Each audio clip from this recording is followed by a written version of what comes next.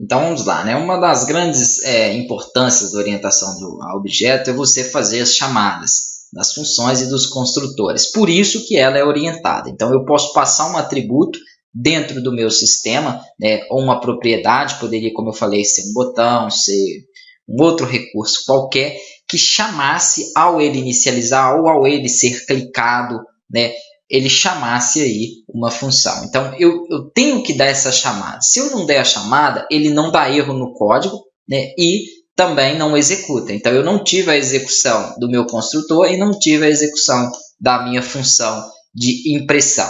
Se fosse a programação estruturada como nós estávamos utilizando anteriormente, sem a definição aqui da classe, ele iria mostrar o print, porque ela começa aqui sempre rodar e executar de cima para baixo.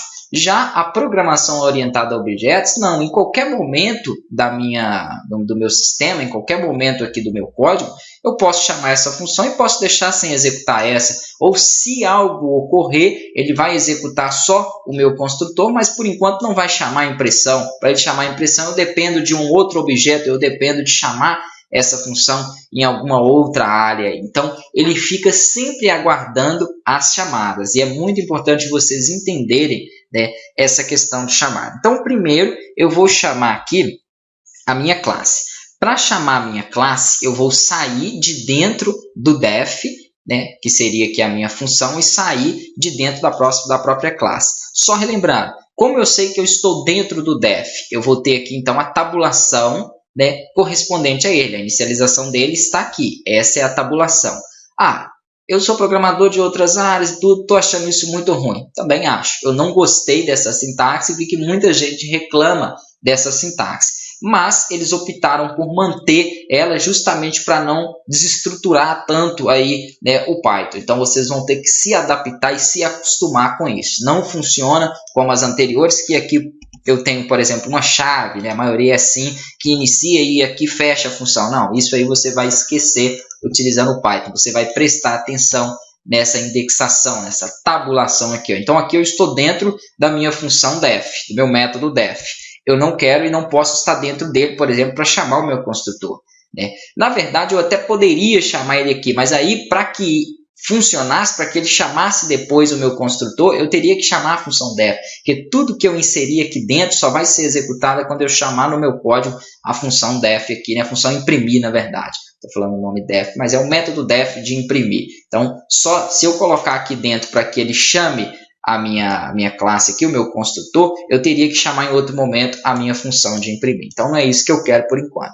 Então, eu vou sair fora dele. Pressionando o backspace, ele sai fora do def. Por enquanto, eu estou dentro da classe. Eu não posso chamar, obviamente, o meu construtor diretamente aqui dentro da classe. O interessante é que eu saia da classe para poder fazer essa chamada. Então, eu vou pressionar novamente o backspace e vou deixar ele aqui, ó, iniciado, né, junto com a classe, na primeira, vamos dizer, na primeira posição.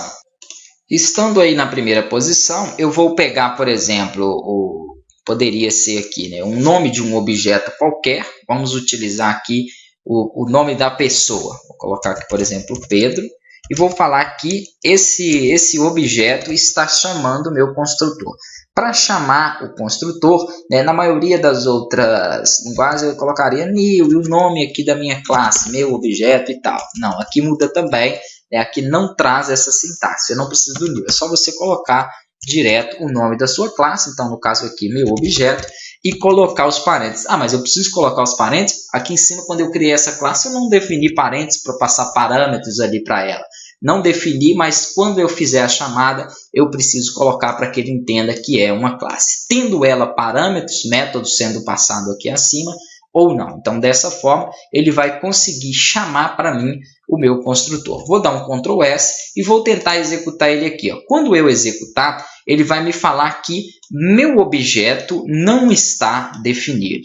Então, vamos verificar por que ele está retornando que o meu objeto não está definido, sendo que ele está criado, né, aqui acima justamente com o mesmo nome. Ah, ele está com o mesmo nome?